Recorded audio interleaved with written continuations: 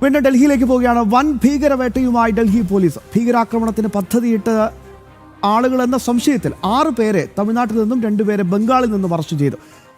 ISIയുമായും ബംഗ്ലാദേശ് ഭീകര സംഘടനകളുമായും പിടിയിലായവർക്ക് അടുത്ത ബന്ധമുണ്ടെന്നാണ് പുറത്തുവരുന്ന വിവരം.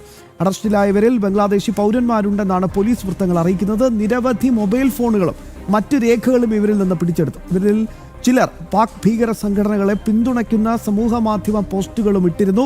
വിവരങ്ങളുമായി എസ് നന്ദഗോപൻ ഡൽഹിയിൽ നിന്ന് തയ്യാറാണ് വിവരങ്ങൾ നൽകാനായി. നന്ദൻ, ഇന്നലെയാണ് രഹസ്യാന്വേഷണ ഏജൻസികൾ പറഞ്ഞത് രാജ്യത്തൊരു ഭീകരാക്രമണ സാധ്യത നിലനിൽക്കുന്നുണ്ട്, ചില തന്ത്രപ്രധാന മേഖലകളൊക്കെ ലഷ്കർ-ഇ തയ്യബ അടക്കമുള്ള ഭീകര സംഘടനകൾ നോട്ടമിട്ടിട്ടുണ്ട് എന്ന് വളരെ പ്രധാനപ്പെട്ട ഒരു പോയിന്റും വാർത്ത ഇന്നലെ വന്നിരുന്നു. ഇപ്പോൾ ഇന്നത്തെ ഈ ഒരു ഡെവലപ്മെന്റുമായി ചേർത്ത് വായിക്കേണ്ടതുണ്ടോ? ശ്യാമ, രാജ്യത്ത് ഭീകരാക്രമണ പദ്ധതിയിട്ട 8 പേരാണ് ഇപ്പോൾ നിലവിൽ അറസ്റ്റിലായിരിക്കുന്നത്. ഇതിൽ 6 പേരെ തമിഴ്നാട്ടിൽ നിന്നുമാണ് അറസ്റ്റ് ചെയ്തിരിക്കുന്നത്. 2 പേരെ പശ്ചിമ ബംഗാളിൽ നിന്നുമാണ് ഡൽഹി പോലീസിന്റെ ക്രൈംബ്രാഞ്ച് വിഭാഗം അറസ്റ്റ് ചെയ്തിരിക്കുന്നത്. ഇവരിൽ ചിലർക്ക് പാക് ചാര സംഘടനയുമായി ബന്ധമുണ്ട് എന്നുള്ള വിവരങ്ങളാണ് ലഭ്യമാകുന്നത്. ഇവര് ഭീകര സംഘടനകളെ പിന്തുണയ്ക്കുന്ന ചില പോസ്റ്റുകൾ സമൂഹ മാധ്യമങ്ങൾ വഴി പങ്കുവച്ചിരുന്നു.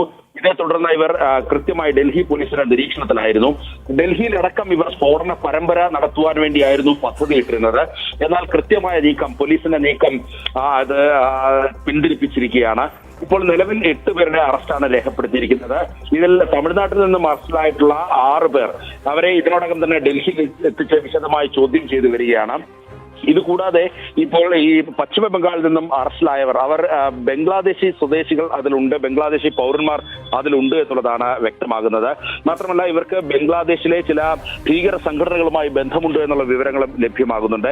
ഏതായാലും ഇവരെ ഡൽഹി പോലീസിന്റെ ക്രൈംബ്രാഞ്ച് വിശദമായി തന്നെ ചോദ്യം ചെയ്യുകയാണ്. വരും മണിക്കൂറുകളിൽ ഇതുമായി ബന്ധപ്പെട്ട കൂടുതൽ വിവരങ്ങൾ വ്യക്തമാകും. ജിജീഷ്.